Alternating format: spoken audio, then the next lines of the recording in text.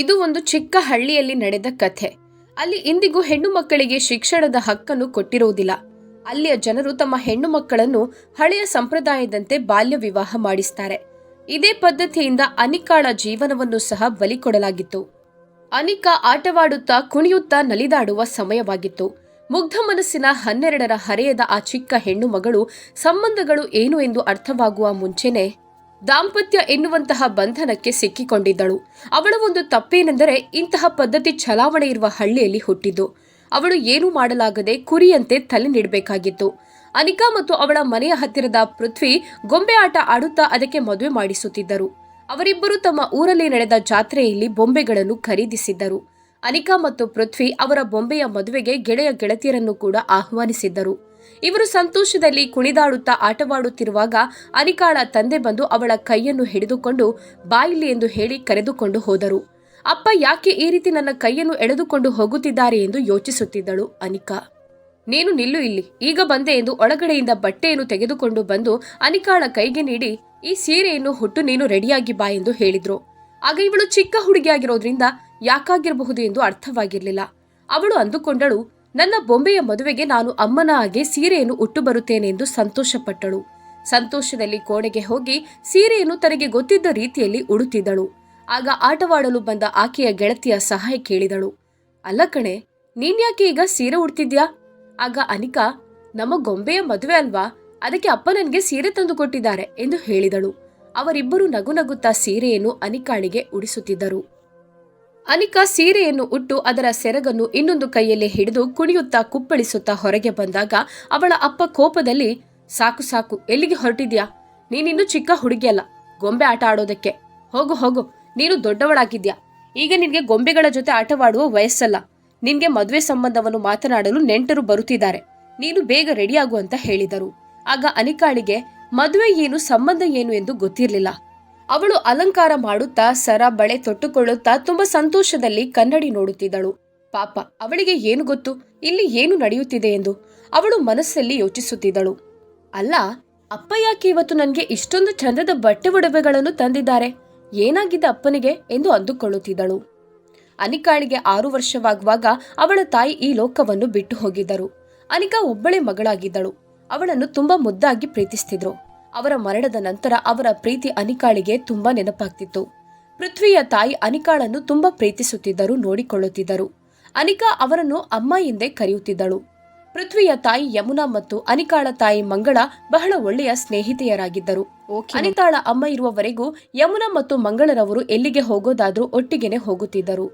ತಾಯಿಯ ಮರಣದ ನಂತರ ಅನಿಕಾ ಹೆಚ್ಚಿನ ಸಮಯ ಯಮುನಾರವರ ಮನೆಯಲ್ಲಿ ಪೃಥ್ವಿ ಜೊತೆ ಆಟವಾಡುತ್ತಾ ಕಳೆಯುತ್ತಿದ್ದಳು. ಅವರು ಇವಳನ್ನು ಸ್ನಾನ ಮಾಡಿಸಿ ಹೊಟ್ಟೆ ತುಂಬಾ ತಿನ್ನಿಸಿ ಬಿಡ್ತಿದ್ರು. ಅನಿಕಾ ಮಲಗೋದಕ್ಕೆ ಮಾತ್ರ ಮನೆ ಸೇರಿಕೊಳ್ಳುತ್ತಿದ್ದಳು. ರೇಷ್ಮೆ ಸೀರೆಯನ್ನು ಉಟ್ಟು ತಂದೆ ತಂದುಕೊಟ್ಟಿದ್ದ ಒಡವೆಗಳನ್ನು ಧರಿಸಿ ಫೇರ್ ಅಂಡ್ ಲವ್ಲಿ ಕ್ರೀಮ್ ಮತ್ತು ಪಾಂಡ್ಸ್ ಪೌಡರ್ ಅನ್ನು ಹಚ್ಚಿಕೊಂಡು ಸ್ವಲ್ಪ ಲಿಪ್ಸ್ಟಿಕ್ ಅನ್ನು ಹಾಕಿದಳು. ಆಗ ಅವಳು ತುಂಬಾ ಅಂದವಾಗಿ ಸುಂದರವಾಗಿ ಕಾಣುತ್ತಿದ್ದಳು. ಅಷ್ಟರಲ್ಲಿ ಪೃಥ್ವಿಯ ತಾಯಿ ಯಮುನಾ ಅನಿಕಾಳ ಮನೆಗೆ ಬಂದು, ಏನನಿಕಾ, ಯಾಕೆ ರೇಷ್ಮೆ ಸೀರೆ ಉಟ್ಟು ತುಂಬಾ ಸುಂದರವಾಗಿ ಕಾಣ್ತಿದ್ಯಾ? ನಿನ್ನ ಅಲಂಕಾರ ತುಂಬಾ ಚೆನ್ನಾಗಿದೆ, ನನ್ನ ದೃಷ್ಟಿನೇ ಬೀಳುವ ಹಾಗೆ ಕಾಣುತ್ತೆ ಅಂತ ಹೇಳಿದ್ರು. ಹೌದಾ ಅಮ್ಮ, ನಾನು ಅಷ್ಟು ಸುಂದರವಾಗಿ ಕಾಣುತ್ತಿದ್ದೇನಾ ಎಂದು ಅನಿಕಾ ಕೇಳಿದಳು. ಆಗ, ಹೌದು, ನೀನು ತುಂಬಾ ಸುಂದರವಾಗಿ ಕಾಣ್ತಿದ್ಯಾ, ನಿನ್ನ ಅಲಂಕಾರ ತುಂಬಾ ಚೆನ್ನಾಗಿದೆ, ನನ್ನ ದೃಷ್ಟಿನೇ ಬೀಳುವ ಹಾಗೆ ಕಾಣುತ್ತೆ ಅಂತ ಹೇಳಿದರು. ಹೌದಾ ಅಮ್ಮ, ನಾನು ಅಷ್ಟು ಸುಂದರವಾಗಿ ಕಾಣುತ್ತಿದ್ದೇನಾ ಎಂದು ಅನಿಕಾ ಕೇಳಿದಳು. ಆಗ, ಹೌದು, ನೀನು ತುಂಬಾ ಸುಂದರವಾಗಿ ಕಾಣ್ತಿದ್ಯಾ, ಆದ್ರೆ ನಿನ್ಗೆ ಈ ಚಿನ್ನದ ಒಡವೆಗಳನ್ನು ಯಾರು ತಂದುಕೊಟ್ರು? ಆಗ ಅನಿಕಾ ಹೇಳಿದಳು, ಬೇರೆ ಯಾರು ತಂದುಕೊಡ್ತಾರೆ ಅಮ್ಮ, ಇದು ನನ್ನ ಅಪ್ಪ ತಂದುಕೊಟ್ಟಿದ್ದಾರೆ. ಇದನ್ನೆಲ್ಲ ಧರಿಸಿ ಬಾ ಅಂತ ಹೇಳಿದ್ದಾರೆ. ಮನೆಗೆ ನೆಂಟರು ಬರುತ್ತಾರೆ ಅಂತ ಹೇಳಿದ್ದಾರೆ. ನಾನು ಚೆನ್ನಾಗಿ ಶೃಂಗಾರ ಮಾಡಿಕೊಂಡು ತಯಾರಾಗಲು ಹೇಳಿದ್ದಾರೆ ಅಮ್ಮ. ಅನಿಕಾಳ ಬಾಯಿಂದ ಈ ಮಾತನ್ನು ಕೇಳಿದ ಯಮುನಾ ಎಲ್ಲವನ್ನು ಅರ್ಥ ಮಾಡಿಕೊಂಡರು. ಏನು, ನಿನ್ಗೆ ಮದುವೆ ಮಾಡ್ತಿದ್ದಾರಾ ಎಂದು ಕೇಳಿದರು. ಆಗ ಅನಿಕಾ ಸಂತೋಷದಲ್ಲಿ, ಏನಮ್ಮ, ಏನ್ ಹೇಳ್ತಿದ್ದೀರಾ? ನನ್ಗೆ ಮದುವೆನಾ? ನಾನು ಗೊಂಬೆಗಳಿಗೆ ಮದುವೆ ಮಾಡಿಸುತ್ತೇನಲ್ಲ, ಅದೇ ರೀತಿ ನನಗೆ ಮದುವೆ ಮಾಡ್ತಾರಾ? ನನ್ನನ್ನು ಮದುವೆ ಆಗೋದಕ್ಕೆ ಹುಡುಗ ಬರ್ತಾನಾ? ಅಮ್ಮ, ನೀವು ನಿಜ ಹೇಳ್ತಿದ್ದೀರಾ? ಯಾರು ಆ ಮದುಮಗ? ಎಲ್ಲಿದ್ದಾನೆ ಎಂದು ಬಹಳ ಕುತೂಹಲ ಸಂಭ್ರಮದಿಂದ ಕೇಳುತ್ತಿದ್ದಳು. ಪಾಪ, ಅವಳಿಗೇನು ಗೊತ್ತು ಮದುವೆ ಅಂದ್ರೆ ಏನು, ಹೇಗಿರುತ್ತೆ? ಗೊಂಬೆಗಳಿಗೆ ಮದುವೆ ಮಾಡಿದಂತೆ ಶೃಂಗಾರ ಮಾಡಿ ಮದುವೆ ಮಾಡುತ್ತಾರೆ, ಜನ ಸೇರ್ತಾರೆ, ಮತ್ತೆ ಇವರು ಗೊಂಬೆಯನ್ನು ತಮ್ಮ ತಮ್ಮ ಮನೆಗೆ ತಂದ ಹಾಗೆ ಪುನಃ ಕರೆದುಕೊಂಡು ಬರುತ್ತಾರೆ ಎಂದು ಅಂದುಕೊಂಡಿದ್ದಳು. ಆದ್ರೆ ಜೀವನ ಅನ್ನುವ ಪರೀಕ್ಷೆ ಆಗೋದು ಅಲ್ಲಿಂದಲೇ ಎಂದು ಅವಳಿಗೆ ಗೊತ್ತಿರಲಿಲ್ಲ. ಯಮುನಾರವರು ಬಾಲ್ಯ ವಿವಾಹವನ್ನು ಇಷ್ಟಪಡುತ್ತಿರಲಿಲ್ಲ. ಅವರು ಬಾಲ್ಯ ವಿವಾಹವಾಗಿ ತಮ್ಮ ತಂದೆ ತಾಯಿಯಿಂದ ದೂರವಾಗಿ ಎಷ್ಟು ಕಷ್ಟವನ್ನು ಪಟ್ಟಿದ್ದಾರೆ, ಎಷ್ಟು ನೋವು ಅನುಭವಿಸಿದ್ದಾರೆ ಎಂದು ಅವರಿಗೆ ಮಾತ್ರ ಗೊತ್ತಿತ್ತು. ಆದರೆ ಅನಿಕಾಳ ತಂದೆಯ ತೀರ್ಮಾನವನ್ನು ಬದಲಾಯಿಸಲು ಸಾಧ್ಯವಿರಲಿಲ್ಲ. ಯಮುನಾರವರು ಗಾಢವಾಗಿ ಯೋಚಿಸುತ್ತಿದ್ದರು.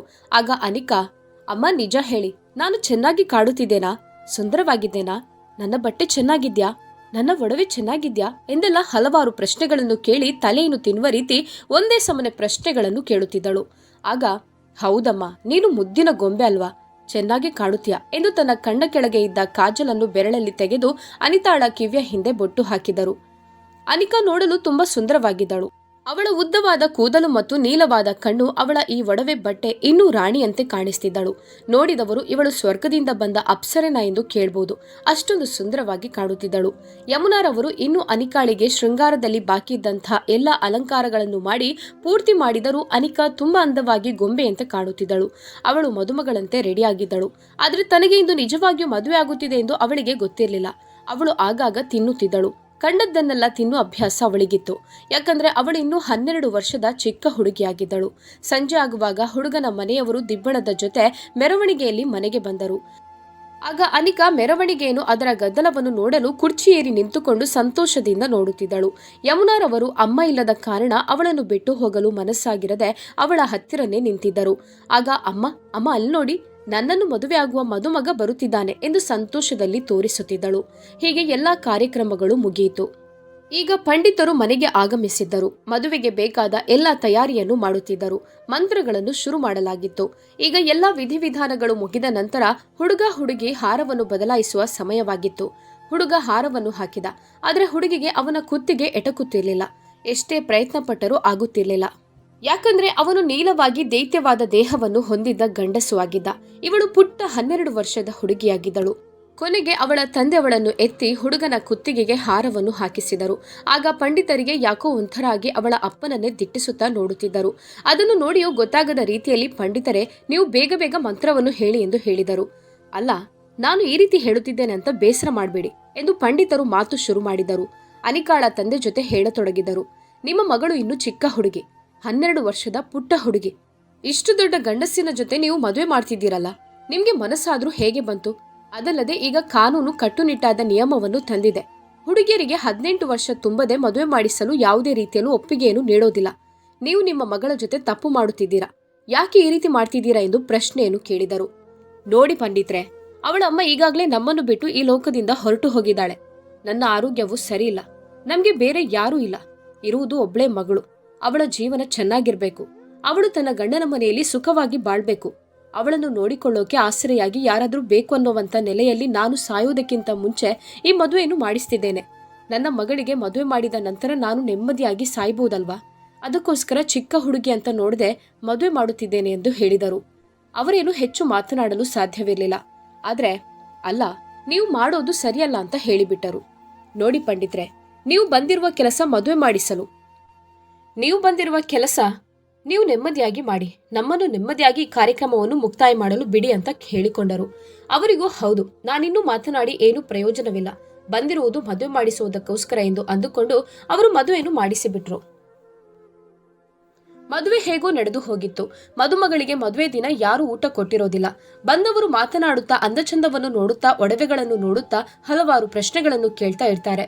ಯಾರೂ ಕೂಡ ಊಟ ಮಾಡಿದ್ಯಾ, ನೀರು ಕುಡಿದಿದ್ಯಾ ಅಂತ ಕೇಳೋದಿಲ್ಲ. ಅದೇ ರೀತಿ ಇವರ ಪದ್ಧತಿಯಲ್ಲಿ ಮದುಮಗಳಿಗೆ ಊಟವನ್ನು ಕೊಡದೆ ಉಪವಾಸ ಇಡುವುದು ಕ್ರಮವಾಗಿತ್ತು. ಅನಿಕಾಳಿಗೆ ಜೋರಾಗಿ ಹಸಿವಾಗ್ತಿತ್ತು. ಯಮುನಾ ಮದುವೆ ನಡೆದ ತಕ್ಷಣ ಅವಳ ಉಪವಾಸ ವ್ರತವನ್ನು ಬಿಡಿಸುವುದಕ್ಕೋಸ್ಕರ ಊಟವನ್ನು ತಂದು ಅವಳಿಗೆ ತಿನ್ನಿಸುತ್ತಿದ್ದರು. ಅವರು ಊಟವನ್ನು ಉಳಿಸುವ ಸಂದರ್ಭ ತುಂಬಾ ಭಾವೋದ್ರಕರಾದರು. ತಾನು ಇಷ್ಟು ಸಮಯ ತುತ್ತು ನೀಡುತ್ತಿದ್ದ ತನ್ನ ಈ ಪುಟ್ಟ ಮಗು ನನ್ನಿಂದ ದೂರವಾಗುತ್ತೆ. ಪಾಪ, ಮುಂದೆ ಹೇಗಿರ್ತಾಳೋ ಏನೋ, ಏನಾದ್ರೂ ಆಗ್ಲಿ, ಅವಳ ಬಾಳು ಚೆನ್ನಾಗಿರ್ಬೇಕು ಎಂದು ಅಂದುಕೊಳ್ಳುತ್ತಿದ್ದರು. ಅನಿಕಾ ಯಮುನಾಳ ಕೈಯಿಂದ ಹೊಟ್ಟೆ ತುಂಬಾ ಊಟ ಮಾಡಿ ಕೋಣೆಯ ಹೊರಗಡೆ ಬಂದಳು. ಆಗ ಹೊರಗಡೆ ಹಲವಾರು ಗಂಡಸರು ಕೂತಿದ್ದರು. ಎಲ್ಲರೂ ಇವಳನ್ನೇ ನೋಡತೊಡಗಿದರು. ಅದರಲ್ಲಿರುವ ಒಂದು ಗಂಡಸನ್ನು ಕರೆದು ಇವಳ ಹತ್ತಿರ ಕೂರಿಸಿದರು. ಆಗ ಅವಳು ಸುತ್ತಲೂ ಕಣ್ಣಾಡಿಸಿದಳು. ಯಾಕಂದ್ರೆ ಅವಳ ಮದುಮಗ ಅವಳಷ್ಟೇ ವಯಸ್ಸಿನ ಹುಡುಗನಾಗಿರಬಹುದು ಎಂದು ಅವಳು ಅಂದುಕೊಂಡಿದ್ದಳು. ನಾನು ಹಾರವನ್ನು ಹಾಕಿದ್ದು, ನನಗೆ ತಾಳಿಯನ್ನು ಕಟ್ಟಿದ್ದು ನನ್ನಷ್ಟೇ ಪ್ರಾಯದ ಹುಡುಗನಾಗಿರಬಹುದು ಎಂದು ಎಲ್ಲಾ ಕಡೆ ಹುಡುಕಾಡುತ್ತಿದ್ದಳು. ಆದ್ರೆ ಎಲ್ಲಿಯೂ ಕೂಡ ಅವಳ ವಯಸ್ಸಿನ ಹುಡುಗ ಕಾಣಿಸ್ಲಿಲ್ಲ. ಮನಸ್ಸಲ್ಲಿ ಹಲವಾರು ಪ್ರಶ್ನೆಗಳು ಉದ್ಭವಿಸಿದವು. ಕೊನೆಗೆ ತನ್ನ ಪಕ್ಕ ಕೂತಿರುವ ಗಂಡಸಲ್ಲಿ ಕೇಳಿದಳು, ಮಾವಯ್ಯ, ನಿಮ್ಗೆ ನನ್ನನ್ನು ಮದುವೆಯಾದ ಹುಡುಗ ಎಲ್ಲಿದ್ದಾನೆ ಅಂತ ಗೊತ್ತಿದ್ಯಾ? ನನ್ಗೆ ಹಾರ ಹಾಕಿದ ಮದುಮಗ ಕಾಣುತ್ತಿಲ್ಲ, ಎಲ್ಲಿಗೆ ಹೋಗಿದ್ದಾನೆ? ಅವಳ ಆ ಮಾತನ್ನು ಕೇಳಿ ಆ ಗಂಡಸಿಗೆ ಅಂದ್ರೆ ಮದುಮಗ ಶಂಕರ್ಗೆ ಕೋಪ ನೆತ್ತಿಗೇರಿತು. ಬಾಯಿ ಮುಚ್ಚಿ ಸುಮ್ನೆ ಕೂತ್ಕೋ ಎಂದು ಕಣ್ಣನ್ನು ವಕ್ರ ದೃಷ್ಟಿಯಿಂದ ನೋಡಿ ಹೇಳಿದರು. ಪಾಪ ಅನಿಕಾ ಬೆಚ್ಚಿ ಬೆದರಿದಳು. ಅವಳ ದೇಹ ನಡುಗುತ್ತಿತ್ತು, ಕೈಕಾಲುಗಳು ಶಕ್ತಿಯನ್ನು ಕಳೆದುಕೊಂಡಂತೆ ಆಗ್ತಿತ್ತು. ಹಾಗಾದ್ರೆ ನನ್ನನ್ನು ಮದುವೆಯಾದದ್ದು ಇಷ್ಟು ವಯಸ್ಸಾಗಿರುವ ಈ ಮುದುಕನ, ಇವರು ಮದುಮಗನ ಎಂದು ಯೋಚಿಸಿದಳು. ಆದ್ರೂ ಅವಳಿಗೆ ತಾನು ಮದುವೆಯಾಗುವವನ ಜೊತೆ ತಾನು ಅವನೊಂದಿಗೆ ಸಂಸಾರ ನಡೆಸಬೇಕು ಎಂದು ಗೊತ್ತಿರಲಿಲ್ಲ. ಹೇಗೋ ಕೊನೆಗೆ ವಿದಾಯದ ಸಮಯ ಬಂದೇ ಬಿಟ್ಟಿತು ಎಂದು ತಿಳಿದ ತಕ್ಷಣ ಅನಿಕಾ ಆಶ್ಚರ್ಯದಿಂದ ಎಲ್ಲವನ್ನು ದಿಟ್ಟಿಸಿ ನೋಡುತ್ತಿದ್ದಳು. ತಾನೇನು ಕನಸು ಕಾಣುತ್ತಿದ್ದೇನಾ ಅಥವಾ ನನಸ ಎಂದು ಅವಳಿಗೆ ಅನ್ನಿಸ್ತಿತ್ತು. ನನಗೆ ನಿಜವಾಗಿಯೂ ಮದುವೆ ಮಾಡಿದಾರಾ? ಈಗ ನಾನು ಗಂಡನ ಮನೆಗೆ ಹೋಗ್ಬೇಕಾ? ಯಾಕೆ ಹೋಗ್ಬೇಕು? ನಾನು ಅಪ್ಪನೊಟ್ಟಿಗೆ ಇರುತ್ತೇನೆ, ನನ್ನನ್ನು ಯಾಕೆ ಇಲ್ಲಿಂದ ಕಳಿಸ್ತಾರೆ ಎಂದೆಲ್ಲ ಹಲವಾರು ಪ್ರಶ್ನೆಗಳನ್ನು ತನ್ನಲ್ಲೇ ತಾನು ಕೇಳುತ್ತಿದ್ದಳು.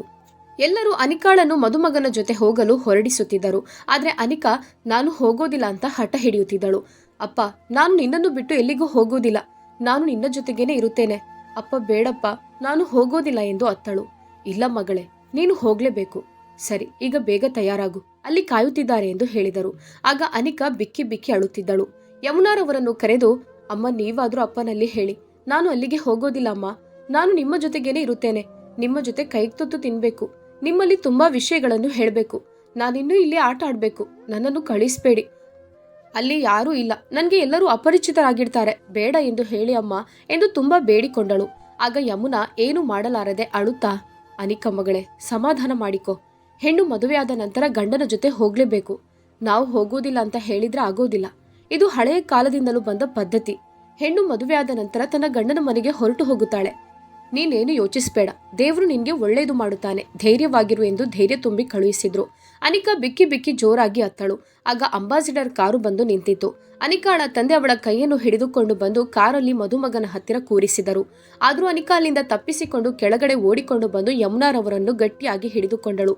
ಅಮ್ಮ, ದಯವಿಟ್ಟು ನಾನು ಆ ಮಾವಯ್ಯನ ಜೊತೆ ಹೋಗೋದಿಲ್ಲ, ಅದು ಮದುಮಗ ಅಲ್ಲಮ್ಮ, ನನಗೆ ಅವರು ಬೇಡ, ದಯವಿಟ್ಟು ನನ್ನನ್ನು ಕಳಿಸ್ಬೇಡಿ ಅಂತ ಹೇಳಿದಳು.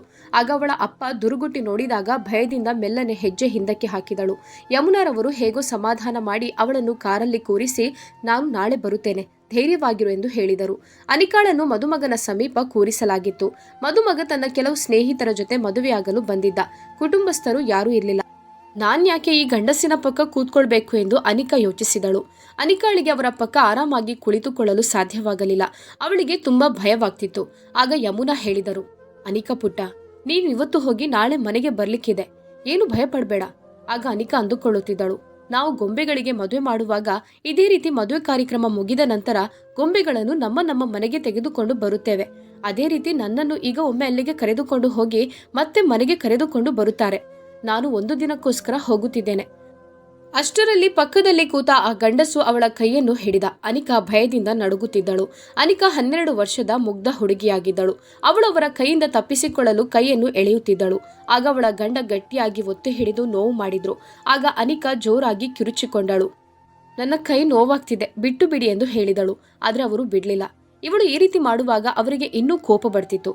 ಕೋಪದಲ್ಲಿ ಜೋರಾಗಿ ಬಾಯಿ ಮುಚ್ಚಿ ಕೂತ್ಕೋ, ಮಾತನಾಡಬಾರ್ದು ಎಂದು ಹೇಳಿದ್ರು. ಅವರ ದುರುಗುಟ್ಟಿದ ಕಣ್ಣನ್ನು ನೋಡಿ ಅವಳು ತುಂಬಾ ಗಾಬರಿಗೊಂಡಳು. ಮತ್ತೆ ಏನು ಮಾತನಾಡದೆ ಮೌನವಾಗಿ ಅಳುತ್ತಾ ಅವಳ ಗಂಡನ ಮನೆಗೆ ತಲುಪಿದಳು. ಅವರು ಇವಳ ಕೈಯನ್ನು ಹಿಡಿದುಕೊಂಡು ಮನೆಯ ಮುಂದೆ ಬಂದು ನಿಂತರು. ಅವರು ಬಾಗಿಲನ್ನು ಬಡಿದರು. ಆಗ ಒಳಗಿನಿಂದ 27ರಿಂದ 28 ವರ್ಷದ ಯುವತಿ ಬಂದು ಬಾಗಿಲು ತೆರೆದು ಅನಿಕಾಳನ್ನು ಆಶ್ಚರ್ಯದಿಂದ ನೋಡತೊಡಗಿದಳು. ಆಗ ಅವರು ಹೇಳತೊಡಗಿದರು, ನೀನೇನು ಬಾಯಿ ಬಿಟ್ಟು ನೋಡಿ ನಿಂತಿದ್ಯಾ? ಸುಮ್ನೆ ಈಗ ನಿಂತು ನೋಡ್ತೀಯಾ ಅಥವಾ ಆರತಿ ಮಾಡ್ತೀಯಾ? ಇದು ನಿನ್ನ ಸವತಿ ಎಂದು ಹೇಳಿದರು. ಆಗ ಅವಳು ಬೆಚ್ಚಿದಳು. ಅವಳು ತುಂಬಾ ಭಯ ಗೊಂದಲದಲ್ಲಿ ನೋಡುತ್ತಿದ್ದಳು. ಆದ್ರೂ ಏನು ಮಾತನಾಡದೆ ಆರತಿ ಎತ್ತಿದಳು. ನಂತರ ಮದುವೆ ಆಗೋದು ಹೇಗೂ ಆಗ್ತೀರಾ, ಆಗುವಾಗ ಈ ಹುಡುಗಿಯ ವಯಸ್ಸಾದ್ರೂ ನೋಡ್ಬೋದಿತ್ತಲ್ವಾ? ಪಾಪ, ಇಷ್ಟು ಚಿಕ್ಕ ಹುಡುಗಿಯನ್ನು ಯಾರಾದ್ರೂ ಇಷ್ಟು ವಯಸ್ಸಿನ ಗಂಡಸು ಮದುವೆ ಆಗ್ತಾರಾ? ನೀನು ಅಧಿಕ ಪ್ರಸಂಗ ಮಾತನಾಡಬೇಡ, ಹೇಳಿದ ಕೆಲಸವನ್ನು ಮಾಡಿದ್ರೆ ಸಾಕು, ಬಾಯಿ ಮುಚ್ಚು ಕೂತ್ಕೋ ಅಂತ ಗದರಿಸಿದ. ನಂತರ ಒಳಗಡೆಯಿಂದ ಬಿಳಿ ಸೀರೆಯನ್ನು ಉಟ್ಟು ಒಂದು ಹೆಂಗಸು ಹೊರಗೆ ಬಂದು ಅವರನ್ನು ನೋಡಿ ಹೇಳಿದರು, ನಿನ್ಗೇನು ಹುಚ್ಚು ಹಿಡಿದಿದ್ಯಾ? ಇಷ್ಟು ಚಿಕ್ಕ ಹುಡುಗಿಯನ್ನು ಮದುವೆಯಾಗಿ ತಂದಿದ್ಯಲ್ಲ, ನಾಚಿಕೆ ಆಗೋದಿಲ್ವಾ? ನಿನ್ಗೂ ಈ ಹುಡುಗಿಗೂ ಅಜ್ಜ ಮೊಮ್ಮಗಳ ಅಂತರವಿದೆ, ನಿನ್ಗೆ ಮದುವೆ ಆಗುವಾಗ ಕಣ್ಣು ಕಾಣೋದಿಲ್ವಾ ಎಂದು ಬೈದರು. ಸಾಕಮ್ಮ, ಸಾಕು, ನಿಲ್ಸು ನಿನ್ನ ಭಾಷಣ, ನಾನಿನ್ನು ಕೆಟ್ಟ ಕೆಲಸ ಮಾಡ್ಲಿಲ್ಲ, ಮದುವೆಯಾಗಿ ಕರೆದುಕೊಂಡು ಬಂದಿದ್ದೇನೆ ಎಂದು ಹೇಳಿದರು. ನನ್ನ ಸೊಸೆಯ ಹೊಟ್ಟೆಯಲ್ಲಿ ಮಗು ಬೆಳೆಯುತ್ತಿದೆ, ಅದರ ಮುಖವನ್ನು ನೋಡಲಾದ್ರೂ ನೀನು ಈ ಹುಚ್ಚಾಟವನ್ನು ಬಿಡ್ಬೋದಿತ್ತಲ್ವಾ? ಈ ವಯಸ್ಸಲ್ಲಿ ಬುದ್ಧಿ ಬರದಿದ್ರೆ ಮತ್ತೆ ಯಾವಾಗ ಬುದ್ಧಿ ಬರೋದು? ಮನುಷ್ಯ ತಪ್ಪು ಮಾಡುವುದಕ್ಕೂ ಒಂದು ಇತಿಮಿತಿ ಅನ್ನೋದು ಇರುತ್ತೆ. ಮದುವೆ ಆಗೋದಂದ್ರೆ ಏನು ಅಂತ ಅಂದುಕೊಂಡಿದ್ಯಾ? ನೀನು ಈ ರೀತಿ ಮದುವೆ ಆಗುವುದು ಒಂದೇ, ಒಂದು ಅಮಾಯಕ ಹುಡುಗಿಯ ಮೇಲೆ ಅತ್ಯಾಚಾರ ಮಾಡುವುದು ಒಂದೇ. ಇದರಲ್ಲಿ ಏನು ವ್ಯತ್ಯಾಸ ಇಲ್ಲ. ಆಗ ಅವರಿಗೆ ಕೋಪ ತಡೆಯಲಾಗದೆ, ಸಾಕಮ್ಮ, ನಿಲ್ಸು ನಿನ್ನ ಪುರಾಣ ಎಂದು ಕೈಯಲ್ಲಿ ದೂಡಿ ಹಾಕಿದ. ಆಗ ಆ ಗಂಡಸಿನ ಅಮ್ಮ ಅಲ್ಲಿ ಬೀಳುತ್ತಿದ್ದಂತೆ ಅವನ ಮೊದಲ ಹೆಂಡತಿ ಬಂದು ಕಾಪಾಡಿದಳು. ಅಲ್ಲೇ ಅತ್ತೆ ಸೊಸೆ ಇಬ್ರು ಅಳುತ್ತಿದ್ದರು. ಅವರು ಮಗ ಮದುವೆಯಾಗಿದ್ದಾನೆ ಅಥವಾ ಗಂಡ ಮದುವೆಯಾಗಿದ್ದಾರೆ ಎಂದು ದುಃಖ ಪಡುತ್ತಿರಲಿಲ್ಲ. ಇಷ್ಟು ಚಿಕ್ಕ ವಯಸ್ಸಿನ ಅಮಾಯಕ ಹುಡುಗಿಯ ಬಾಳನ್ನು ಹಾಳು ಮಾಡುತ್ತಿದ್ದಾನೆ ಎಂದು ಭಯಪಟ್ಟು ಅಳುತ್ತಿದ್ದರು. ಅನಿಕಾಳನ್ನು ಮದುವೆಯಾದ ಆ ಗಂಡಸಿನ ಹೆಸರು ಶಂಕರ್. ಶಂಕರ್ ಅನಿಕಾಳ ಕೈಯನ್ನು ಹಿಡಿದುಕೊಂಡು ಕೋಣೆಗೆ ಬಂದು ಬಿಟ್ಟ. ಆದರೆ ಶಂಕರ್ ಯಾಕೆ ಅನಿಕಾಳನ್ನು ಒಳಗಡೆ ಕೋಣೆಗೆ ಕರೆದುಕೊಂಡು ಬರುತ್ತಿದ್ದಾರೆ ಅನ್ನುವ ಅರಿವು ತಿಳಿವಳಿಕೆ ಅನಿಕಾಳಿಗೆ ಇರಲಿಲ್ಲ. ಅವಳು ಮನೆಯವರು ಹೇಳಿದ ಮಾತುಗಳನ್ನು ಕೇಳಿಸಿಕೊಂಡಿದ್ದರು. ಆದರೂ ಅಷ್ಟು ಅರ್ಥವಾಗುತ್ತಿರಲಿಲ್ಲ. ಇಲ್ಲಿ ಏನೋ ತಪ್ಪು ನಡೆಯುತ್ತಿದೆ ಎಂದು ಗೊತ್ತಾಗುವಷ್ಟು ವಯಸ್ಸಾಗಿತ್ತು. ಅವಳು ತುಂಬಾ ಗಾಬರಿಗೊಂಡಿದ್ದಳು. ಒಳಗಡೆ ಹೋದವಳು ಒಂದು ಮೂಲೆಯಲ್ಲಿ ನಿಂತಿದ್ದಳು. ಶಂಕರ್ ಬಾಗಿಲನ್ನು ಲಾಕ್ ಮಾಡಿಕೊಂಡ. ಹೋಗಿ ಚಾಪೆ ಮೇಲೆ ಮಲಗಿಕೋ ಎಂದು ಹೇಳಿದ. ಅನಿಕಾ ನಡುಗುತ್ತಾ ಚಾಪೆಯ ಮೇಲೆ ಕೂತಳು. ಮನೆಯವರಿಂದ ಶಂಕರ್ ತುಂಬಾ ಡಿಸ್ಟರ್ಬ್ ಆಗಿದ್ದ. ಎಲ್ಲವೂ ಹಾಳು ಮಾಡಿಬಿಟ್ಟರೆಂದು ಒಳಗೊಳಗೆ ಗುಣುಗುತ್ತಿದ್ದ. ನೋಡು ಹುಡುಗಿ, ಅವರಿಬ್ರು ಸೇರಿಕೊಂಡು ನಿನ್ನ ತಲೆಯನ್ನು ತಿಂದಿದ್ದಾರೆ. ನೀನು ಅವರು ಹೇಳಿದ ಬಗ್ಗೆ ಯೋಚನೆ ಮಾಡಬೇಡ. ನಾನು ತುಂಬಾ ಸುಸ್ತಾಗಿದ್ದೇನೆ. ನನ್ನ ಕೆಲಸಗಳಿಗೆ ನೀನು ಸಹಕರಿಸಬೇಕು. ಸುಮ್ಮನೆ ಕಿರುಚಾಡುವುದು, ಕೂಗಾಡುವುದು, ರಂಪಾಟ ಮಾಡಬೇಡ. ಸುಮ್ಮನೆ ಇದ್ರೆ ನಿನ್ಗೆ ಒಳ್ಳೆಯದು ಅಂತ ಹೇಳಿದ. ಅನಿಕಾಳಿಗೆ ಅವನು ಏನು ಹೇಳುತ್ತಿದ್ದಾನೆ ಎಂದು ಗೊತ್ತಾಗ್ಲಿಲ್ಲ. ಆದ್ರೆ ಅವಳಿಗೆ ಭಯ ಅಂತೂ ಆಗಿದೆ. ಅನಿಕಾ ನಡುಗುತ್ತಾ ಹಾ ಎಂದು ತಲೆ ಅಲ್ಲಾಡಿಸಿದ್ದಳು. ಅವಳಿಗೆ ಇಲ್ಲಿ ಏನು ನಡೆಯಲಿದೆ ಎಂದು ಗೊತ್ತಿರಲಿಲ್ಲ. ಶಂಕರ್ ಅವಳ ಹತ್ತಿರ ಬಂದು ಕುಳಿತುಕೊಂಡ. ಕೈಯಲ್ಲಿ ಅವಳ ಗಲ್ಲವನ್ನು ಹಿಡಿದು ಮೇಲಕ್ಕೆತ್ತಿ, ನೀನಿವತ್ತು ಎಷ್ಟು ಸುಂದರವಾಗಿ ಕಾಣುತ್ತೀಯಾ. ನಿನ್ನ ಈ ಮುಖದ ಕಾಂತಿ ನನ್ನನ್ನು ದಿಕ್ಕುಪಾಲು ಮಾಡಿಸುತ್ತದೆ. ನನಗೆ ಸಂತೋಷವಾಗಿದೆ ಎಂದು ಅವಳ ಶಾಲನ್ನು ಕೆಳಗೆ ಜಾರಿಸಿದ. ಜಡೆಯನ್ನು ಬಿಚ್ಚಲು ಪ್ರಾರಂಭಿಸಿ ನಂತರ ಕಿವಿಯೋಲೆಯನ್ನು ತೆಗೆದ. ಆದರೆ ಅನಿಕಾಳಿಗೆ ಇವನು ಯಾಕೆ ಈ ರೀತಿ ಮಾಡುತ್ತಿದ್ದಾನೆ ಎಂದು ಅರ್ಥವಾಗುತ್ತಿರಲಿಲ್ಲ. ಆದರೆ ಈತ ನನ್ನಲ್ಲಿ ಏನೋ ಕೆಟ್ಟದಾಗಿ ವರ್ತಿಸುತ್ತಿದ್ದಾನೆ ಎಂದು ಗೊತ್ತಾಗಿತ್ತು. ಪಾಪಿ, ಇವನು ಯಾಕೆ ನನ್ನ ಜೊತೆ ಈ ರೀತಿ ನಡೆದುಕೊಳ್ಳುತ್ತಾನೆ? ನಾನು ಕಿರುಚಾಡಬೇಕು, ಅಳ್ಬೇಕು, ಕೂಗಾಡಬೇಕು ಎಂದು ಅವಳಿಗೆ ಅನ್ನಿಸ್ತಿತ್ತು. ಆದರೆ ಅವಳಿಗೆ ತುಂಬಾ ಭಯವಾಗಿತ್ತು. ಅವಳ ಎದೆ ಬಡಿತ ಭಯದಲ್ಲಿ ನಿಂತು ಹೋಗುವಂತೆ ಅನ್ನಿಸ್ತಿತ್ತು. ಅವಳ ಚಿನ್ನವನ್ನೆಲ್ಲ ತೆಗೆದು ಅವಳ ಜೊತೆ, ನೀನಿವತ್ತು ತುಂಬಾ ಸುಂದರವಾಗಿ ಕಾಣ್ತಿದ್ಯಾ. ನನ್ಗೆ ನಿನ್ನನ್ನು ನೋಡಿ ಹುಚ್ಚು ಹಿಡಿದಿದೆ ಎಂದು ಹೇಳಿದ. ಅವನ ಕೈಯಿಂದ ಇವಳ ಕುತ್ತಿಗೆಯನ್ನು ಹಿಡಿಯುವಾಗ ಅವಳು ಭಯದಲ್ಲಿ ನಡುಗುತ್ತಾ ಅವನ ಕೈಯನ್ನು ತೆಗೆದು ಬಿಸಾಡಿದಳು. ಕಾಪಾಡಿ, ಕಾಪಾಡಿ ಎಂದು ಜೋರಾಗಿ ಕೂಗಿದಳು. ಆಗ ಅವನು ಅವನ ಕೈಯಲ್ಲಿ ಬಾಯಿಯನ್ನು ಮುಚ್ಚಿದ. ಹುಡುಗಿ, ಏನ್ ಮಾಡ್ತಾ ಇದ್ಯಾ ಎಂದು ಹೆದರಿಸಿದ. ಅವಳು ಭಯದಿಂದ ಇನ್ನೂ ನಡುಗುತ್ತಿದ್ದಳು. ಆಗ ಹೊರಗಡೆಯಿಂದ ಬಾಗಿಲು ಧಡಧಡ ಬಡಿಯುತ್ತಿತ್ತು. ತಕ್ಷಣ ಅನಿಕಾಳನ್ನು ಅವನು ಬಿಟ್ಟ. ಈ ಇಬ್ರು ಹೆಂಗಸರು ಬಹಳ ಹಾರಾಡ್ತಾ ಇದ್ದಾರೆ. ನಾನವರಿಗೆ ಸರಿಯಾಗಿ ಪಾಠ ಹೇಳ್ಕೊಟ್ಟು ಬರುತ್ತೇನೆ. ಹೊದ್ದು ಮನೆಯಿಂದ ಹೊರಗೆ ಹಾಕುತ್ತೇನೆ ಎಂದು ಕೋಪದಲ್ಲಿ ಎದ್ದು ಬಾಗಿಲು ತೆರೆದ. ಬಾಗಿಲು ತೆರೆದಾಗ ಅಲ್ಲೇ ಎದುರು ಅವನ ತಾಯಿ ನಿಂತಿದ್ದರು. ಕಪ್ಪಾಳಕ್ಕೆ ಒಂದು ಏಟನ್ನು ಕೊಟ್ಟು, ನೀನೇನು ಮನುಷ್ಯನ ಪ್ರಾಣಿಯ ಅಂತ ಕೇಳಿದ್ರು. ನಿನ್ಗೆ ಒಂಚೂರು ಮಾನವೀಯತೆ ಅನ್ನೋದು ಏನು ಅಂತ ಗೊತ್ತಿಲ್ಲ. ಮನುಷ್ಯರಿಗೂ ಪ್ರಾಣಿಗೂ ಇರುವ ವ್ಯತ್ಯಾಸ ಏನು ಅದು ಕೂಡ ಗೊತ್ತಿಲ್ಲ. ಪ್ರಾಣಿಗಿಂತಲೂ ಕಡೆಯಾಗಿ ಹೋಗ್ಬಿಟ್ಟೆ. ನೀನು ದೊಡ್ಡವನಾದ್ಮೇಲೆ ಈ ರೀತಿ ಸ್ವಭಾವದವನಾಗುತ್ತೀಯ ಅಂತ ಗೊತ್ತಿದ್ರೆ ನಾನು ಹೆತ್ತ ಕೂಡಲೇ ನಿನ್ನನ್ನು ಸಾಯಿಸ್ತಿದ್ದೆ. ನಡಿ ಇಲ್ಲಿಂದ ಎಂದು ಅವನ ಕೈಯನ್ನು ಹಿಡಿದು ಹಿಂದಕ್ಕೆ ದೂಡಿದಳು. ಪಾಪ, ಆ ಮುಗ್ಧ ಪುಟ್ಟ ಹುಡುಗಿ ಅಳುತ್ತಾ ಭಯದಿಂದ ನಡುಗುತ್ತಾ ಒಂದು ಮೂಲೆಯಲ್ಲಿ ಕೂತಿದ್ದಳು. ಬಾ ಮಗಳೇ, ಎದ್ದೇಳು ಎಂದು ಅನಿಕಾಳ ಕೈಯನ್ನು ಹಿಡಿದು ಮೇಲಕ್ಕೆ ಎತ್ತಿದರು. ಅಮ್ಮ, ಅವಳನ್ನು ಬಿಟ್ಟು ಬಿಡು. ಅವಳನ್ನು ನಾನು ಮದುವೆಯಾಗಿ ನನ್ನ ಹೆಂಡತಿಯಾಗಿ ತಂದಿದ್ದೇನೆ. ಅವಳನ್ನು ಅವಳ ಅಪ್ಪ ನನಗೆ ಮಾಂಗಲ್ಯ ಧಾರೆ ಮಾಡಿ ಕೊಟ್ಟಿದ್ದಾರೆ. ಅವಳು ನನ್ನ ಹೆಂಡತಿ. ನಾನು ಅವಳ ಜೊತೆ ಏನು ಬೇಕಾದರೂ ಮಾಡಬಹುದು. ಅದು ಅಲ್ಲದೆ 2 ಲಕ್ಷ ರೂಪಾಯಿ ನಗದು ಅವಳ ತಂದೆಗೆ ಕೊಟ್ಟು ನಾನು ಈ ಹುಡುಗಿಯನ್ನು ಮದುವೆಯಾಗಿದ್ದೇನೆ ಎಂದು ಹೇಳಿದ. ಈ ಮಾತನ್ನು ಕೇಳಿ ಶಂಕರ್ನ ತಾಯಿಗೆ ಕೋಪ ಇನ್ನೂ ಜಾಸ್ತಿ ಆಯಿತು. ನನ್ನ ದಾರಿಗೆ ಅಡ್ಡ ಬರಬೇಡ. ನಿನ್ನ ಮುಖವನ್ನು ಒಡೆದು ಹಾಕುತ್ತೇನೆ. ಇದಿನ್ನು ಚಿಕ್ಕ ಹುಡುಗಿ. ಅವಳಿಗೆ 18 ವರ್ಷ ಆಗುವವರೆಗೂ ನಾನು ನಿನ್ನ ಜೊತೆ ಅಥವಾ ಯಾರ ಜೊತೆ ಕೂಡ ಹೆಂಡತಿಯಾಗಿ ನೋಡಲು ಇಷ್ಟಪಡೋದಿಲ್ಲ. ನೀನು ಬಲವಂತದಿಂದ ಇವಳನ್ನು ಇವತ್ತು ಹೆಂಡತಿಯಾಗಿ ಸ್ವೀಕರಿಸಿಕೊಂಡ್ರೆ ಕಾನೂನಿನ ಮೂಲಕ ನೀನು ಜೈಲು ಸೇರ್ಬೇಕಾದೀತು. ಎಚ್ಚರವಾಗಿರು ಎಂದು ಧಮಕಿ ಹಾಕಿ ಅನಿಕಾಳನ್ನು ಹೊರಗಡೆ ಕರೆದುಕೊಂಡು ಹೋದರು. ಹೊರಗಡೆ ಕರೆದುಕೊಂಡು ಬರುವಾಗ ಶಂಕರ್ ಮೊದಲ ಹೆಂಡತಿ ಅಲ್ಲಿ ನಿಂತು ಅಳುತ್ತಿದ್ದಳು. ಶಂಕರ್ ತಾಯಿ ಅನಿಕಾಳನ್ನು ತನ್ನ ಕೋಣೆಗೆ ಕರೆದುಕೊಂಡು ಹೋಗಿ ಬಾಗಿಲು ಹಾಕಿಕೊಂಡಿಯನ್ನು ಹಾಕಿಕೊಂಡರು. ನೋಡು ಮಗಳೇ, ನನ್ನ ಮಗ ಮಾಡಿದ ತಪ್ಪಿಗೆ ನಾನು ಮುಖವನ್ನು ನೋಡಲು ಅರ್ಹಳಲ್ಲ. ಆದರೆ ನಿನ್ನ ಅಪ್ಪ ಇಷ್ಟು ಚಿಕ್ಕ ಹುಡುಗಿಯನ್ನು ಇಷ್ಟು ದೊಡ್ಡ ಮನುಷ್ಯನಿಗೆ ಕೊಟ್ಟು ಮದುವೆ ಮಾಡಿದಾರಲ್ವಾ? ಅವನು ಒಬ್ಬ ಮನುಷ್ಯನ, ಅವನಿಗೆ ನಾಚಿಕೆ ಅನ್ನೋದು ಆಗೋದಿಲ್ವಾ ಎಂದು ಕೇಳಿದರು. ಆದ್ರೆ ಪಾಪ, ಅನಿಕಾ ಒಂದೇ ಸಮನೆ ಬಿಕ್ಕಿ ಬಿಕ್ಕಿ ಅಳುತ್ತಿದ್ದಳು. ಆಕೆಗೆ ಅಳು ಅಲ್ಲದೆ ಬೇರೆ ಏನು ಮಾಡಲು ಸಾಧ್ಯ? ಪಾಪ, ಅವಳಿಗೆ ಏನ್ ಗೊತ್ತಿತ್ತು ಮದುವೆ ಅಂದ್ರೆ ಏನು, ಅಥವಾ ಸ್ವಲ್ಪ ಮುಂಚೆ ಶಂಕರ್ ಅವಳ ಜೊತೆ ಮಾಡಲು ಹೊರಟಿರುವಂಥದ್ದು ಯಾವುದು? ಅತ್ತೆ, ಆ ಮನುಷ್ಯ ಇನ್ನು ಇಲ್ಲಿಗೆ ಬಂದು ನನ್ನನ್ನು ಪುನಃ ಅಲ್ಲಿಗೆ ಕರೆದುಕೊಂಡು ಹೋಗೋದಿಲ್ಲ ತಾನೆ? ನನಗೆ ತುಂಬಾ ಭಯವಾಗ್ತಿದೆ ಎಂದು ನಡುಗುತ್ತಾ ಹೇಳಿದಳು. ಆಗ ಶಂಕರ್ನ ಅಮ್ಮ ಅವಳನ್ನು ತಬ್ಬಿ ಹಿಡಿದುಕೊಂಡು, ಇಲ್ಲ ಮಗಳೇ, ನೀನು ಭಯಪಡಬೇಡ. ನಾನಿರುವಾಗ ನೀನ್ ಯಾಕೆ ಭಯಪಡಬೇಕು? ಯಾವ ರೀತಿ ಅಪರಾಧ ಆಗೋದಕ್ಕೆ ಖಂಡಿತವಾಗ್ಲೂ ನಾನು ಬಿಡೋದಿಲ್ಲ. ನೀನು ಧೈರ್ಯವಾಗಿರು ಎಂದು ಸಮಾಧಾನಿಸಿದರು. ದೇವ್ರೆ, ಪಾಪ ಈ ಪುಟ್ಟ ಹುಡುಗಿ ಎಷ್ಟು ಭಯದಿಂದ ನಡುಗುತ್ತಿದ್ದಾಳೆ. ಮೈಯೆಲ್ಲ ತಣ್ಣಗಾಗಿ ಬಿಟ್ಟಿದೆ. ನಿನ್ನ ಜೊತೆ ಏನು ಕೆಟ್ಟದಾಗೋದಿಲ್ಲ. ನೀನು ನಿಶ್ಚಿಂತೆಯಿಂದ ಆರಾಮಾಗಿ ಮಲಗಿಕೊ, ನಾನಿದ್ದೇನೆ ಎಂದು ಹೇಳಿದರು. ತಾಯಿಯ ಪ್ರೀತಿ ಏನು ಎಂದು ಗೊತ್ತಿರದ ಅನಿಕಾ ಅತ್ತೆಯ ಅಪ್ಪುಗೆಯಲ್ಲಿ ಆ ಪ್ರೀತಿ ಮಮತೆಯನ್ನು ಕಂಡಳು. ಅವಳು ಹೇಗೋ ತನಗೆ ಅರಿವಿಲ್ಲದೆ ನಿದ್ದೆಗೆ ಜಾರಿ ಬಿಟ್ಟಳು. ರಾತ್ರಿ ಇಡೀ ಯೋಚಿಸುತ್ತಾ ನಿದ್ದೆ ಮಾಡಿರೋದ್ರಿಂದ ಬೆಳಗ್ಗೆ ಅನಿಕಾಳಿಗೆ ಕಣ್ಣು ತೆರೆಯಲು ಸಾಧ್ಯವಾಗುತ್ತಿರಲಿಲ್ಲ. ಎಚ್ಚರವಾಗಿ ನೋಡುವಾಗ ಗಂಟೆ 10 ಆಗಿತ್ತು. ಗಂಟೆ 10 ಆಯ್ತಲ್ಲ ಎಂದು ಆಶ್ಚರ್ಯದಿಂದ ನೋಡುವ ಹಾಗೆ ಅನಿಕಾ ಇರಲಿಲ್ಲ. ಅವಳಿಗೆ ಅದು ಮಾಮೂಲಾಗಿತ್ತು. ಹೊರಗಡೆಯಿಂದ ಜೋರಾಗಿ ಜಗಳ ಕೇಳಿಸ್ತಿತ್ತು. ಅಮ್ಮ ಮಗನಿಗೆ ಜೋರು ಮಾತುಕತೆ ನಡೆಯುತ್ತಿತ್ತು. ಅನಿಕಾಳಿಗೆ ತುಂಬಾ ಭಯವಾಯಿತು. ಅವಳು ಕೋಣೆಯ ಒಂದು ಮೂಲೆಯಲ್ಲಿ ಅಡಗಿ ಕೂತಳು. ಸ್ವಲ್ಪ ಹೊತ್ತಾದ ಮೇಲೆ ಅತ್ತೆ ಒಳಗೆ ಬಂದಾಗ ಎಲ್ಲಾ ಕಡೆ ಹುಡುಕಾಡಿದ್ರು. ಆಗ ಒಂದು ಮೂಲೆಯಲ್ಲಿ ಅನಿಕಾ ನಡುಗುತ್ತಾ ಕೂತಿರುವುದನ್ನು ಕಂಡು ಮೆಲ್ಲನೆ ಅವಳ ಕೈ ಹಿಡಿದುಕೊಂಡು ಮೇಲಕ್ಕೆತ್ತಿ, ನೀನು ಧೈರ್ಯವಾಗಿರು, ಇನ್ನು ಮುಂದೆ ಅವನಿಂದ ಯಾವುದೇ ತೊಂದರೆ ಆಗೋದಿಲ್ಲ ಎಂದು ಧೈರ್ಯ ಹೇಳಿದ್ರು. ಹೀಗೆ ದಿನಗಳು ಮುಂದೆ ನಡೆಯುತ್ತಿತ್ತು. ಆದ್ರೆ ಶಂಕರ್ ಅನಿಕಾಳ ಹತ್ತಿರ ಸುಳಿಯುತ್ತಿರಲಿಲ್ಲ. ಅದಕ್ಕೂ ಶಂಕರ್ ಅಮ್ಮ ಶಂಕರ್ ಜೊತೆ ಏನೋ ಹೇಳಿ ಒಪ್ಪಿಸಿದ್ದಾರೆ ಎಂದು ಗೊತ್ತಾಗುತ್ತಿರಲಿಲ್ಲ. ಆದ್ರೆ ಶಂಕರನ್ನು ನೋಡಿದಾಗ ಭಯದಿಂದ ನಡುಗುತ್ತಿದ್ದಳು. ಒಂದು ವೇಳೆ ಮನೆಯಲ್ಲಿ ಶಂಕರ್ ಇದ್ದರೆ ಅತ್ತೆಯ ಕೋಣೆಗೆ ಹೋಗಿ ಬಾಗಿಲಾಕಿ ಅಡಗಿ ಕೂರುತ್ತಿದ್ದಳು. ಅನಿಕಾಳ ಅತ್ತೆ ಒಳ್ಳೆಯ ತಾಯಿಯ ರೂಪದಲ್ಲಿರುವ ಅತ್ತೆಯಾಗಿದ್ರು. ಅದೇ ರೀತಿ ಶಂಕರ್ ಹೆಂಡತಿ ಕೂಡ ಒಳ್ಳೆಯ ವ್ಯಕ್ತಿಯಾಗಿದ್ದಳು. ಇಬ್ಬರು ಬಹಳ ಪ್ರೀತಿಯಿಂದ ಚೆನ್ನಾಗಿ ಅನಿಕಾಳನ್ನು ನೋಡುತ್ತಿದ್ದರು. ಒಂದು ದಿನ ದೇವಿಕಾ ಅನಿಕಾಳಲ್ಲಿ ಕೇಳುತ್ತಾಳೆ, ಅನಿಕಾ, ನೀನೆಷ್ಟು ಓದಿದ್ಯಾ? ಅಕ್ಕ, ನಾನು ಓದ್ಲಿಲ್ಲ. ನನ್ನ ಅಪ್ಪ ಶಾಲೆಗೆ ಸೇರಿಸ್ಲಿಲ್ಲ. ಆದ್ರೆ ಕೆಲವೊಂದು ಸಲ ಅಪ್ಪನಿಗೆ ಕದ್ದು ಮುಚ್ಚಿ ಶಾಲೆಯ ಮೈದಾನದಲ್ಲಿ ಮಕ್ಕಳ ಜೊತೆ ಆಟ ಆಡ್ತಿದ್ದೆ. ಸರಿ, ನಾನು 10ನೇ ತರಗತಿ ಓದಿದ್ದೇನೆ. ನಿನ್ಗೆ ನಾನು ಕಲಿಸುತ್ತೇನೆ, ನೀನು ಚಿಂತೆ ಮಾಡಬೇಡ ಅಂತ ಹೇಳಿದಳು. ಮರುದಿನದಿಂದಲೇ ಕಲಿಸಿಕೊಡುತ್ತಿದ್ದಳು. ಅನಿಕಾ 6 ತಿಂಗಳೊಳಗೆ ಸ್ಪಷ್ಟವಾಗಿ ಕನ್ನಡ ಮತ್ತು ಇಂಗ್ಲಿಷ್ ಓದಲು ಮತ್ತು ಬರೆಯಲು ಕಲಿತಿದ್ದಳು. ದೇವಿಕಾ ಪಕ್ಕದಲ್ಲಿರುವ ಶಾಲೆಗೆ ಅನಿಕಾಳನ್ನು 3ನೇ ಕ್ಲಾಸಿಗೆ ಸೇರಿಸಿದಳು. ಆಗ ಅನಿಕಾಳಿಗೆ 12 ವರ್ಷವಾಗಿತ್ತು. ಹೀಗೆ ದೇವಿಕಾ ಅನಿಕಾ ತುಂಬಾ ಅನ್ಯೋನ್ಯವಾಗಿ ಪ್ರೀತಿಯಿಂದ ಸಂತೋಷವಾಗಿ ಅತ್ತೆಯೊಂದಿಗೆ ಸೇರಿ ದಿನಗಳನ್ನು ಕಳೆಯುತ್ತಿದ್ದರು. ಶಂಕರ್ ಮನೆಗೆ ಬರುವ ಸಮಯದಲ್ಲಿ ಬೇಗನೆ ಅತ್ತೆಯ ಕೋಣೆಗೆ ಹೋಗಿ ಬಾಗಿಲ ಕೊಂಡಿ ಹಾಕಿ ಮಲಗುತ್ತಿದ್ದಳು. ಹೀಗೆ ಆರಾಮವಾಗಿ ವರ್ಷಗಳು 3 ಕಳೆದವು. ಅನಿಕಾಳಿಗೆ 15 ವರ್ಷವಾಯಿತು.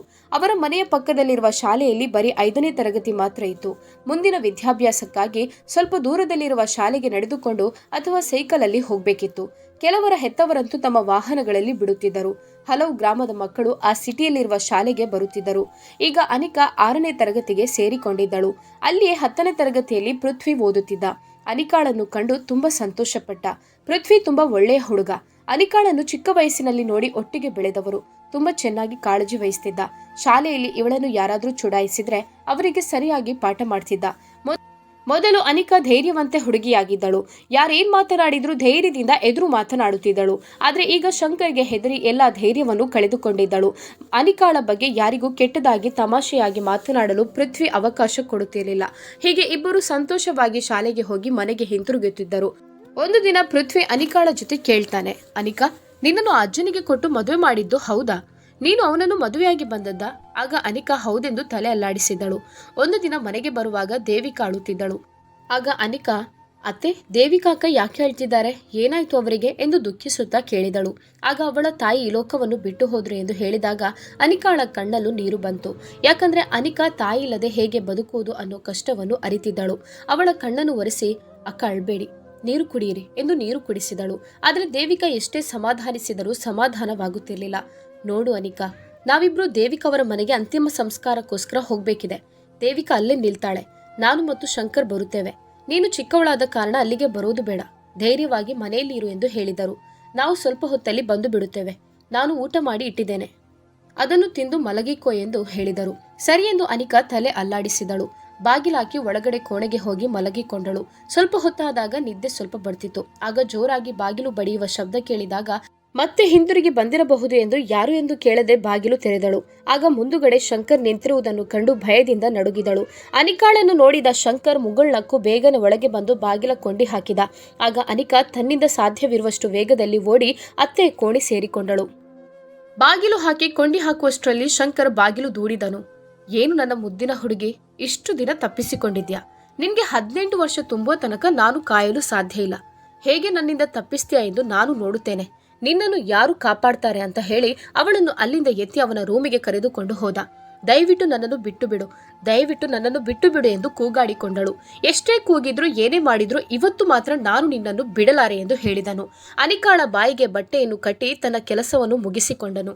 ಪಾಪ ಆ ಚಿಕ್ಕ ಹುಡುಗಿ ಅನಿಕಾ ಈಗ ಪ್ರೌಢಾವಸ್ಥೆಗೆ ಬಂದಿದ್ದಳು. ಆದರೂ ನೋವಿನಲ್ಲಿ ನರಳುತ್ತಿದ್ದಳು. ಹಾಸಿಗೆಯಲ್ಲಿ ರಕ್ತದ ಕಲೆಗಳು ಅಂಟಿಕೊಂಡಿತ್ತು. ಶಂಕರ್ ಒಳಗೆ ಹೋಗಿ ಸ್ನಾನ ಮಾಡಿ ಬಂದು ಬಿಟ್ಟ. ಓ ನನ್ನ ಮುದ್ದಿನ ಗಿಣಿ, ಹೋಗಿ ಸ್ನಾನ ಮಾಡು ಎಂದು ಹೇಳಿದ. ಅವಳಿಗೆ ಅಲ್ಲಿಂದ ಎದ್ದೇಳಲು ಸಾಧ್ಯವಾಗುತ್ತಿರಲಿಲ್ಲ. ಕೋಪದಲ್ಲಿ ಅವನ ಮುಖವನ್ನು ನೋಡದೆ ಅಳುತ್ತಾ ಕೂತಿದ್ದಳು. ಸ್ವಲ್ಪ ಹೊತ್ತಾದ ಬಳಿಕ ಅವಳ ಅತ್ತೆ ಮಗ ತನ್ನನ್ನು ಬಿಟ್ಟು ಬಂದಿದ್ದಾನೆ ಎಂದು ಗಾಬರಿಗೊಂಡು ಆಟೋ ಮಾಡಿಕೊಂಡು ಬಂದಿದ್ದರು. ಆದರೆ ಏನು ನಡೆಯಬಾರದು ಎಂದು ಇಷ್ಟು ವರ್ಷಗಳ ಕಾಲ ಕಾಯುತ್ತಿದ್ದರೋ ಅದೆಲ್ಲವೂ ನಡೆದು ಹೋಗಿತ್ತು.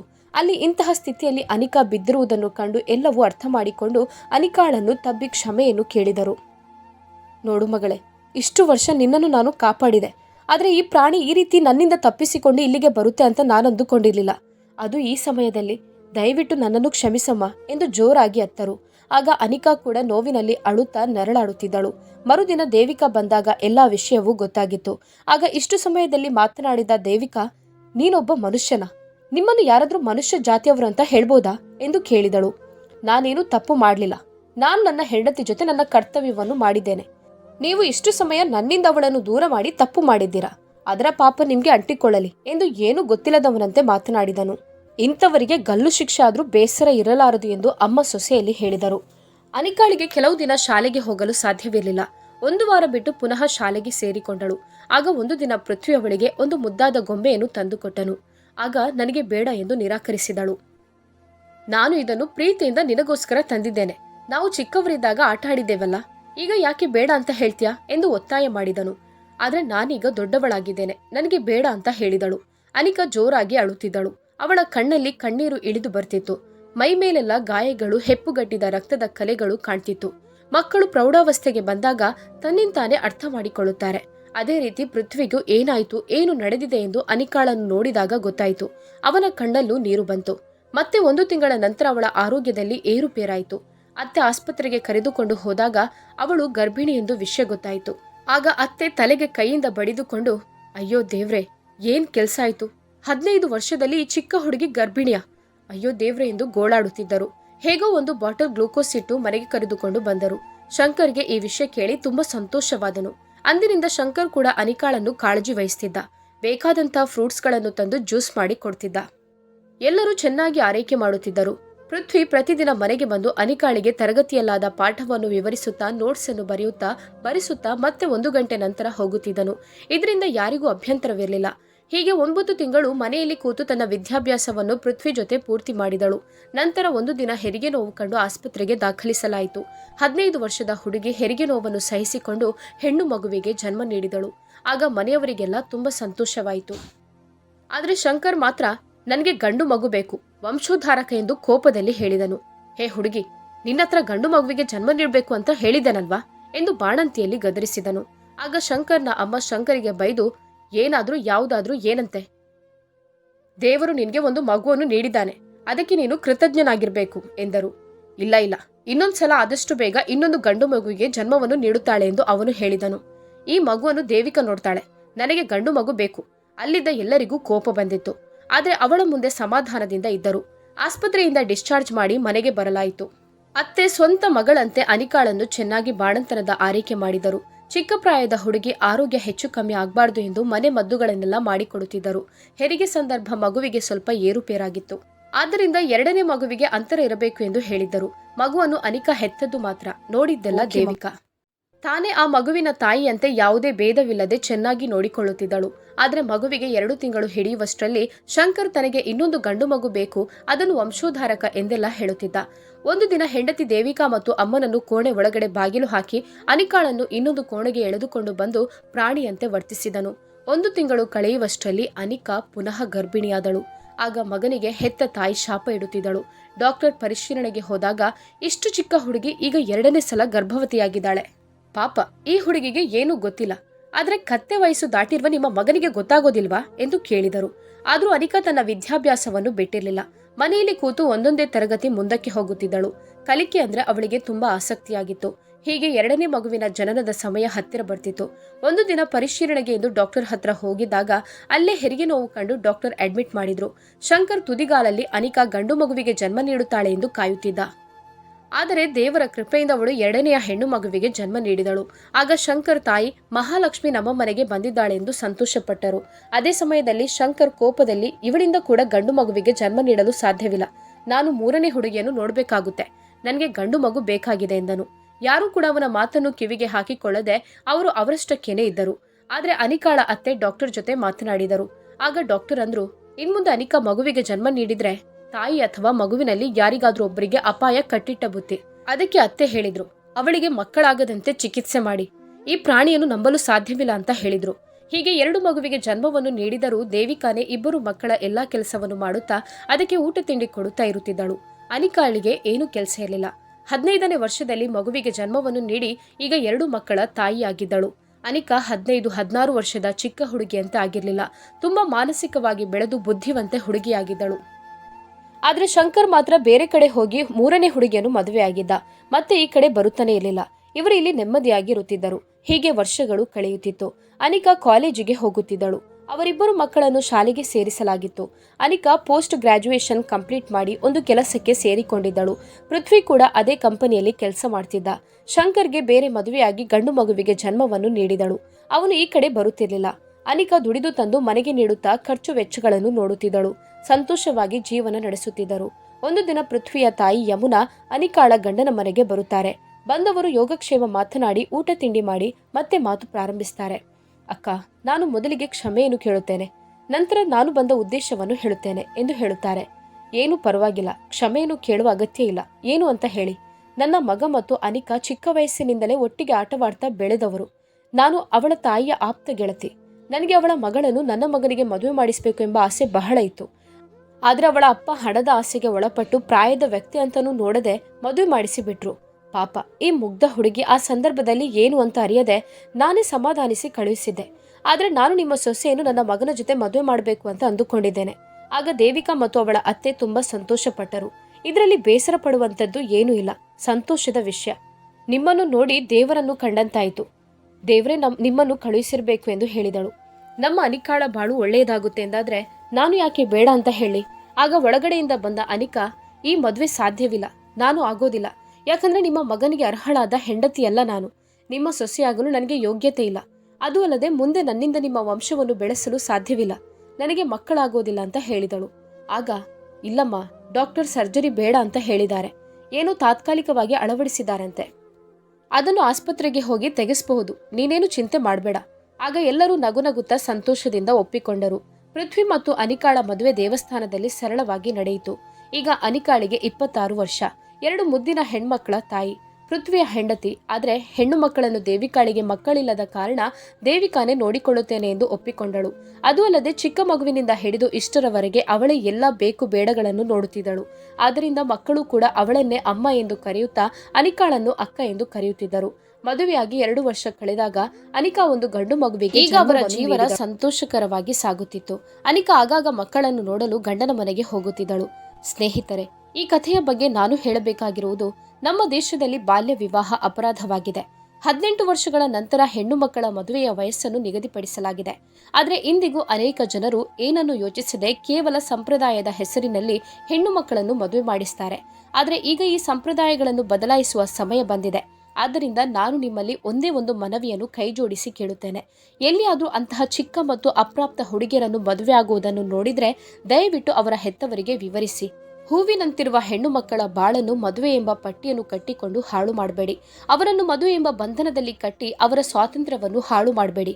ಈ ವಿಡಿಯೋ ಇಷ್ಟ ಆದರೆ ಲೈಕ್ ಮಾಡಿ, ಶೇರ್ ಮಾಡಿ ಮತ್ತು ಸಬ್ಸ್ಕ್ರೈಬ್ ಮಾಡೋದನ್ನ ಮರೆಯಬೇಡಿ. ಧನ್ಯವಾದಗಳು.